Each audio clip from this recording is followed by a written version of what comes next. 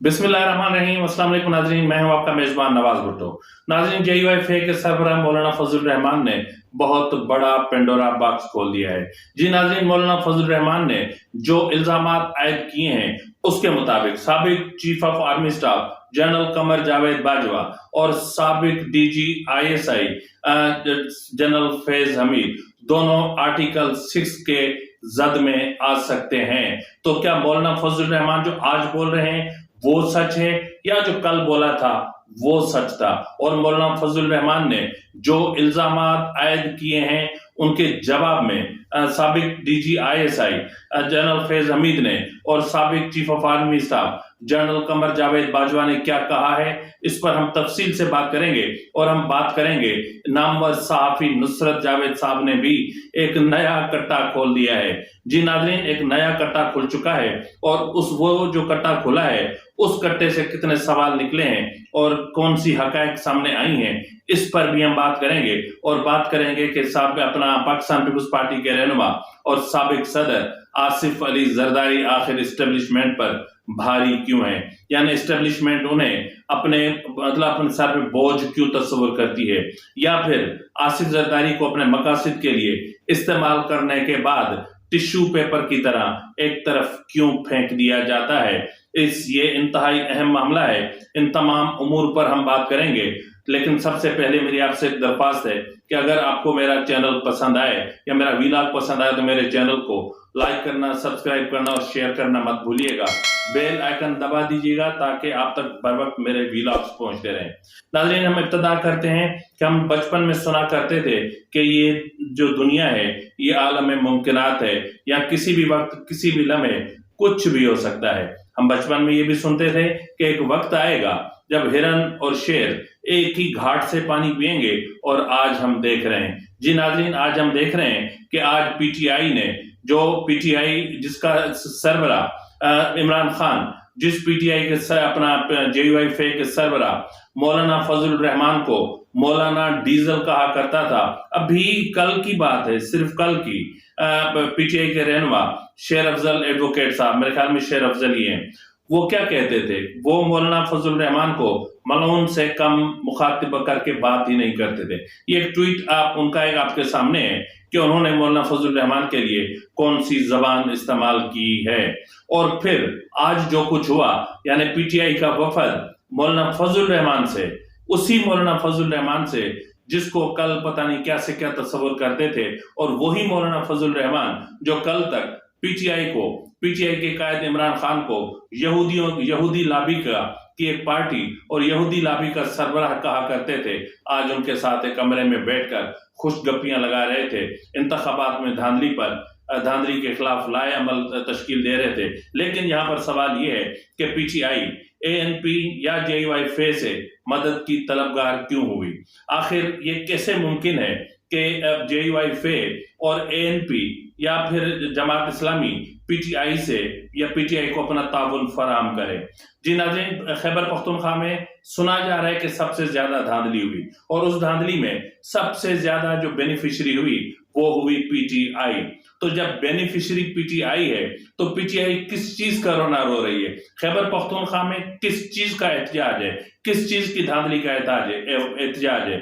और जिनको धांधली से हरवाया गया और जो जीत गए हैं वो हरवाने वालों से मदद की दरख्वास्त कर रहे हैं, क्या है हमारे साथ आप एहतजाज करें। ये तो एक लतीफा ही हुआ। एक लतीफा या एक हैरानकुन बात उस वक्त भी हुई, क्या चौधरी बिरादरान, चौधरी शुजात और चौधरी परवेज इलाही के दरमियान मुलाकात हुई। ये बहुत अच्छी बात है। चौधरी खानदान को एक होना चाहिए, भाइयों के दरमियान इख्तलाफात नहीं रहने चाहिए।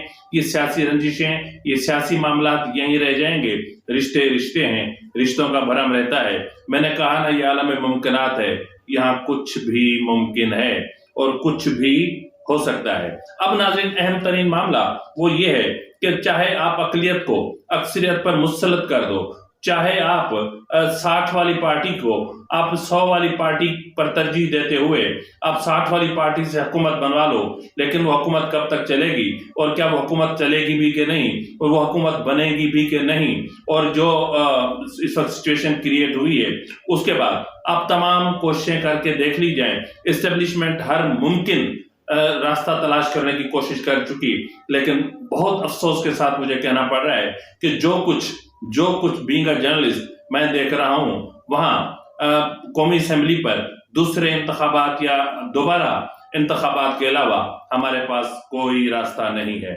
ناظرین، آصف زرداری کی صورتحال یعنی آصف زرداری کو اسٹیبلشمنٹ کسی بھی صورت میں صدارت کے منصب پر بٹھانا نہیں چاہ رہی، تو کیونکہ ان کو چاہیے فرما بردار صدر، ان کو چاہیے وہ صدر کہ جس کو بولا جائے کہ اس کاغذ پہ دستخط کرو تو وہ دستخط کر دے، جس کو بول دیں کہ یہ کاغذ پھاڑ دو تو وہ پھاڑ دے، وہ یہ نہ دیکھے کہ جو کاغذ پھاڑ رہا ہے وہ آئین کی بک میں سے پھاڑ رہا ہے یا کسی آرڈنری بک سے پھاڑ رہا ہے۔ یعنی ان کو چاہیے عارف علوی، ان کو چاہیے صادق سنجرانی ٹائپ کا کوئی صدر، آصف زرداری نہیں چاہیے، کیونکہ آصف زرداری تجربہ کار ہے، آصف زرداری سمجھدار ہے، آصف زرداری اس عہدے پر، اس منصب پر پہلے بھی فائز ہو چکا ہے، تو وہ تمام اسٹیبلشمنٹ کی معاملات کو اچھے طریقے سے سمجھتا ہے، اس لیے ان کو یہ چیزیں نہیں چاہیے۔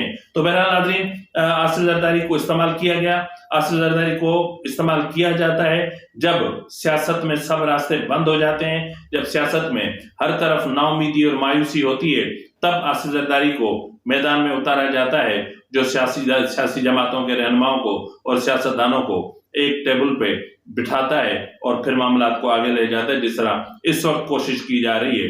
لیکن پیپلز پارٹی کو ملیں گے تو کیا؟ صرف میرے خیال میں 2 ہی عہدے ملنے والے ہیں، ایک ہے اسپیکر قومی اسمبلی اور ایک ہے چیئرمین سینٹ۔ ناظرین، مولانا فضل الرحمان کی بات کرنے سے پہلے میں آپ کو یہ بتا دوں کہ صحافی نصرت جاوید صاحب نے ایک نیا کٹا کھول دیا ہے۔ نصرت جاوید صاحب ایک نجی ٹی وی چینل پہ پروگرام کرتے ہیں، اس پروگرام میں انہوں نے کہا کہ جیل سے شاہ محمود قریشی کو انتخابات کے دوسرے دن نکال کر کہاں لے جایا گیا تھا، بشرا بی بی سے ان کی کہاں ملاقات کرائی گئی، اور لان میں واک کرتے ہوئے بشرا بی بی اور شاہ محمود قریشی کے درمیان کیا بات ہوئی، شاہ محمود قریشی نے کس کا پیغام بشرا بی بی کو کس طرح پہنچایا اور بشرا بی بی کو کس طرح سمجھایا کہ اب عمران خان کو کس ٹریک پر چلنا چاہیے، کون سا موقف اختیار کرنا چاہیے۔ سوال یہ نہیں ہے کہ شاہ محمود قریشی کی بشرا بی بی سے ملاقات ہوئی، سوال یہ ہے کہ انہیں جیل سے نکال کر لے جایا گیا۔ آپ کو اتنا ہی شوق تھا تو آپ شاہ محمود قریشی کو کی طبیعت خراب کر دیتے، آپ نے کسی ہاسپٹل میں ایڈمٹ کروا دیتے، وہاں آپ ملاقات ارینج کروا دیتے، یا ہاسپٹل سے آپ انہیں لے کر چلے جاتے۔ یہ تو اس طرح ہو رہا ہے کہ جس طرح بڑے بڑے جو ڈان ہوتے ہیں ان کو جیلوں سے نکال کر باہر لے جایا جاتا ہے اور خفیہ ملاقاتیں کروائی جاتی ہیں۔ تو بہرحال اس ملاقات کا کٹا کھلے گا اور یہ چیز میرے خیال میں موضوع بحث ہوگی اور اس میں بہت ساری چیزیں نکلیں گی۔ اب ناظرین، ہم آتے ہیں مولانا فضل الرحمان کی طرف۔ مولانا فضل الرحمان نے گزشتہ روز بھی ایک نجی ٹی وی چینل کو انٹرویو دیا، بہت زبردست انٹرویو، اسٹیبلشمنٹ پر خوب گرجے برسے اور بہت الزامات عائد کیے، کروڑوں اربوں روپے کی کرپشن کے الزامات عائد کیے، دھاندلی کے الزامات عائد کیے، انتخابات میں مداخلت کے الزامات عائد کیے، سیاست میں مداخلت کے الزامات عائد کیے۔ لیکن آج انہوں نے ایک اور نجی ٹی وی چینل کو انٹرویو دیا، بڑا تفصیلی انٹرویو، اور اس میں انہوں نے اسٹیبلشمنٹ پر یہ الزامات عائد کیے کہ عمران خان کی حکومت کس طرح گرائی گئی تھی، پارلیمنٹ اس کی نظر میں کیا ہے اور ان کی نظر میں اس وقت پاکستان کا جو نظام ہے وہ کیسا ہے، اور پی ایم ایل این کو کہاں بیٹھنا چاہیے اور مولانا فضل الرحمان کہاں بیٹھیں گے اور اپنا پارلیمنٹ کے اندر ووٹ کا استعمال کیسے کریں گے۔ یہ تمام سوال جو مولانا فضل الرحمان نے اٹھائے ہیں، ذرا آپ ان کی ایک مختصر سی ایک ویڈیو ہے، یہ ملاحظہ فرما لیں تاکہ ہم پھر آگے چلیں۔ آپ کے خیال میں چوری ہوا الیکشن؟ سارا چوری ہوا ہے، سارا چوری ہوا ہے۔ تو آپ فیصلے ایوان میں نہیں، میدان میں ہوں گے کہ میں عدم اعتماد کے حق میں نہیں تھا جی۔ عدم اعتماد کی تحریک پیپلز پارٹی چلا رہی تھی کہ میرے پاس خود جنرل فیض حمید صاحب آئے تھے اور انہوں نے مجھے کہا تھا کہ ود ان دا سسٹم آپ جو کرنا چاہیں ہمیں اس پہ اعتراض نہیں ہوگا، لیکن آؤٹ آف دا سسٹم نہیں۔ تو میں نے انکار کر دیا تھا۔ جب یہ ٹوٹ کر آئے، اب اس وقت اگر میں پھر انکار کرتا تو کہتے کہ فضل الرحمان نے عمران خان کو بچایا۔ کیا اس وقت جنرل باجوہ اور جنرل فیض آپ سے رابطے میں تھے جب؟ وہ بالکل رابطے میں تھے اور ان کی موجودگی میں سب کو بلایا گیا اور سب کے سامنے ان سے کہا گیا کہ آپ نے یہ اس طرح کرنا ہے اور اس طرح کرنا ہے. باجوہ صاحب اور فیض حمید صاحب دونوں تھے. کیا کہا انہوں نے؟ یہی کہا کہ آپ لوگوں نے کیا کرنا ہے, کس طرح چلنا ہے, کیا کرنا ہے. نو کانفیڈنس کے حوالے سے دونوں نے, اور سب نے اس کے اوپر ہاں میں ہاں بھری. پھر تو یہ کہنا چاہیے کہ موو جو تھی وہ ادھر سے تھی, تو نون لیگ اور پیپلز پارٹی نے صرف مہر لگا دی. آپ واقعی صحیح صحافی ہیں, آپ نے بات نکال ہی لیا. تو پھر مہر لگا دی نون لیگ اور پیپلز پارٹی نے اوپر سے مہر لگا دی. آپ تک یہ تشریف لائے تھے شہباز شریف. پھر آپ نے کیا کہا؟ میں نے کہا جی آپ اپوزیشن میں بیٹھے, حق تو یہ ہے. پھر انہوں نے جواب کیا دیا؟ چلے گئے بغیر جواب دیے. نواز شریف صاحب نے آپ کو کال نہیں کیا؟ نہیں. صاحب نے پاک انصاف والے پرائم منسٹر کا اپنا کینڈیڈیٹ ڈالیں گے تو مولانا فضل الرحمان ان کو سپورٹ کریں گے؟ اگر ہم کرتے پھر ہم مسلم لیگ کو کرتے. میں تو اصل اعتراض میرا اسٹیبلشمنٹ کے اوپر ہے اور میں انہی کے اوپر دعویٰ کر رہا ہوں. تو اگر وہ کہتے ہیں کہ داندلی نہیں ہوئی تو پھر یہ میں الزاماً ان کو کہہ رہا ہوں کہ پھر اس کا معنی یہ ہے کہ آپ کا 9 مئی والا تو معاہدہ بات تو گئی پھر آپ کی. اس کو الیکشن نہیں کہا جا سکتا. نتیجے میں یہ کہ جو وہ چاہیں وہ اسمبلی میں آئیں گے. کیا کوئی طریقہ ہے؟ ریاستی اداروں کا ہمارے دل میں ان کے لیے احترام ہے, سیاست میں کیوں آتے ہیں, لیکن یہ کہ مداخلت کر لیں. اگر میرے پاس اتنا ذرا بھر کا بھی اختیار نہیں ہے کہ میں کسی ایک عام فوجی سپاہی کے بارے میں کوئی رائے دے سکوں ان کو, اور یہ پھر مداخلت تصور ہوگی اور یہ قانون اور ان کے نظام کے خلاف ہوگی, تو کیا یہ سیاست کی دنیا میں کوئی نظم و ضبط کی ضرورت نہیں ہے, کوئی آئین نہیں ہے, کوئی قانون نہیں ہے یہاں پر؟ میں نواز شریف کو بہت احترام کرتا ہوں, اب بھی احترام کرتا ہوں, آئندہ بھی احترام کروں. خیال میں وہ پاکستانی سیاست کا حصہ ہے. پارلیمان نہیں ہے جی, پارلیمان کی کوئی حیثیت نہیں, اہمیت ختم ہو گئی اس کے. حال میں ہم سب بیٹھیں گے, مراعات انجوائے کریں گے, اور بس اس سے کوئی حیثیت نہیں اس کی. فیصلے کوئی اور سے آئیں گے, پالیسیاں کہیں اور سے آئیں گی, ہم بیٹھے ہوئے جو ہے وزیر اعظم بھی کہلائیں گے اور لیڈر اپوزیشن بھی کہلائیں گے اور وزیر بھی کہلائیں گے اور اسپیکر بھی کہلائیں گے. مجھے اس وقت کے پارلیمنٹ کا کوئی مستقبل نظر نہیں آ رہا کہ یہ پارلیمان چلنے والا پارلیمان نہیں ہے. سیاسی استحکام نہیں ہوگا, معاشی استحکام نہیں ہوگا, ملک بحرانوں کا شکار ہوتا چلا جائے گا. یہ الیکشن غلط ہے, دوبارہ الیکشن کرایا جائے کہ کیا ہم پارلیمانی سیاست کریں یا چھوڑیں. اس حمام میں سب رنگے, اور اسٹیبلشمنٹ کے ساتھ رابطے کرنا یا ان کی خواہش پر یا سیاستدانوں کو خواہش پر, یہ سلسلے چلتے رہتے ہیں.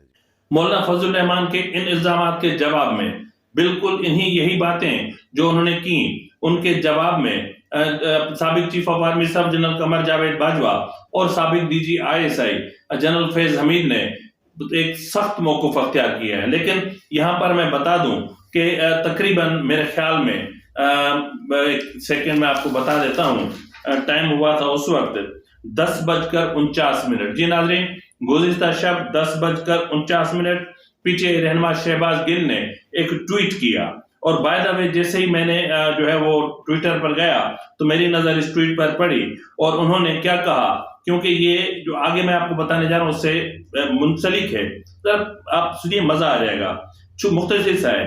جناب انہوں نے کہا ہے کہ میری جنرل فیض حمید سے بات ہوئی ہے اور مولانا عدم اعتماد سے متعلق غلط بیانی فرما رہے ہیں. جب عدم اعتماد پیش ہوئی تب کور کمانڈر اپنا فیض حمید کور کمانڈر پشاور تھے, وہ ایسی کسی میٹنگ میں شریک نہیں ہوئے تھے, اور بائی دا وے جیسے ہی میں شریک نہیں ہوئے تھے تک پہنچا تو وہ ٹویٹ ڈیلیٹ ہو گئی.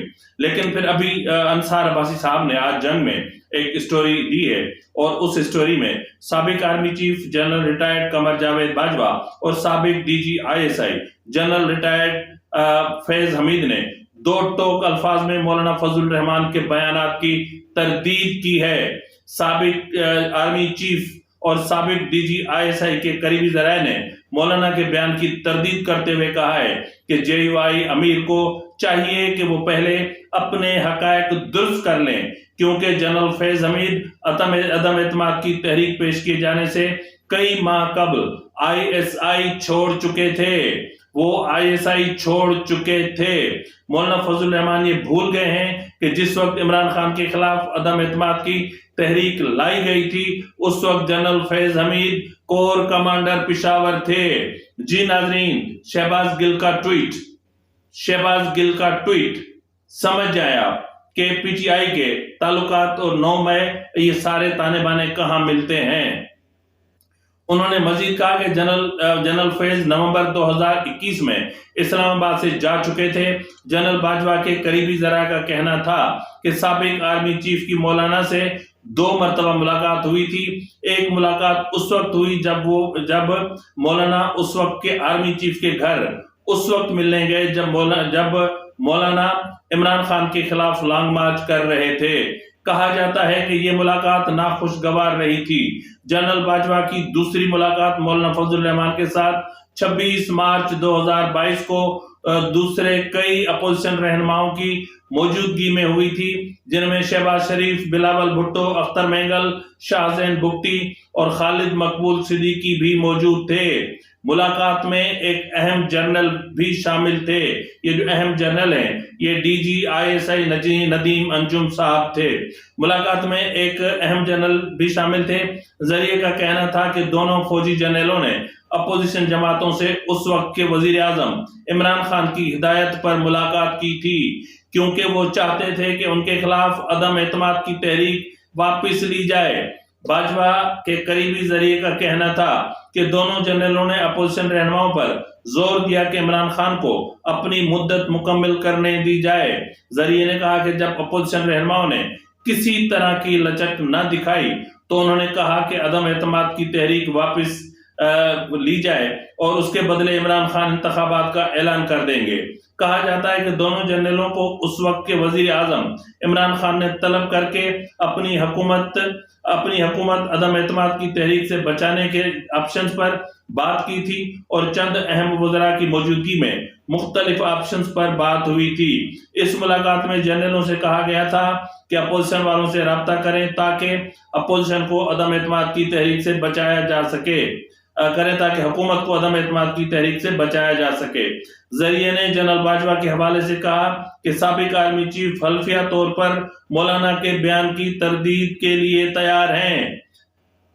سابق army chief general Qamar Javed Bajwa حلفیہ طور پر مولانا کے بیان کی تردید کے لیے تیار ہیں اور توقع کرتے ہیں کہ مولانا بھی اس بارے میں حلفیہ بیان دیں گے تاکہ سچ سامنے آ سکے۔ جی ناظرین، اب بات آ گئی ہے حلف پر۔ اب مجھے بتائیں جو بھی سچا ہے، جو بھی وہ کھل کر سامنے ہے، اگر دونوں جو ہے وہ اس وقت جنرل فیض یہاں موجود تھے تو اس وقت یہ طے ہے، یہ جو ملاقات کا ذکر ہو رہا ہے یہ بالکل ہے، بلاول بھی اس کا ذکر کرتے ہیں اور آف دی ریکارڈ یہ چیزیں سامنے آئی ہیں کہ یہی وہ ملاقات تھی کہ جس میں پیپلز پارٹی رہنما بلاول بھٹو زرداری اور چیف آف آرمی اسٹاف، اس وقت کے chief of army staff general Qamar Javed Bajwa آمنے سامنے آ گئے تھے۔ جی ناظرین، آمنے سامنے آ گئے تھے اور باقاعدہ تلخ جملوں کا بھی تبادلہ ہوا تھا اور بلاول نے کہا تھا کہ آپ کو جو کرنا ہے کر لیں، ہمیں اگر مجبور نہ کریں کہ ہم عوام کی عدالت میں جا کر بتا دیں کہ آپ ہم سے کیا چاہتے ہیں۔ ناظرین، آئینی معاملات میں یا پھر پارلیمانی معاملات میں جس طرح کی مداخلت فوج کرتی رہی ہے یا جس طرح کے مولانا نے الزامات عائد کیے ہیں، اب یہ مولانا کی ذمہ داری ہے کہ وہ کہہ دے کہ جو کچھ میں کہہ رہا ہوں حلفاً صحیح کہہ رہا ہوں، بصورت دیگر ان کے یہ جو الزامات ہیں یہ الزامات جھوٹ تصور کیے جائیں گے، کیونکہ مولانا نے اس وقت سے پہلے یہ بات کیوں نہیں کی، کیوں ان باتوں کو چھپایا، کیوں چھپا کر کے اور عوام کو دھوکہ دینے کی کوشش کی گئی، کیوں؟ اگر مولانا جانتے تھے کہ عمران خان کو امریکہ کے کہنے پر گرایا جا رہا ہے، اگر مولانا جانتے تھے کہ امریکہ اور بلاول بھٹو زرداری کے درمیان کوئی ملاقات کے بعد یہ سارا سینیریو بنا ہے، اگر مولانا جانتے تھے کہ chief of army staff general Qamar Javed Bajwa امریکہ کے کہنے پر عمران خان کی حکومت گرا رہے ہیں، تو پھر ان کو سچ کا ساتھ دینا چاہیے۔ وہ عالم ہے، وہ مولانا ہے، وہ علامہ ہے، وہ مولانا مودودی کے فرزند ہیں، وہ صاحب کیا کہوں میں کہ خود کو اتنا بڑا عالم کہنے والا جب سیاست کی گندگی میں، جب سیاست کی دلدل میں دھنس جائے گا تو نتیجہ کیا نکلے گا؟ نتیجہ یہی نکلے گا جو اس وقت ہمارے سامنے ہے۔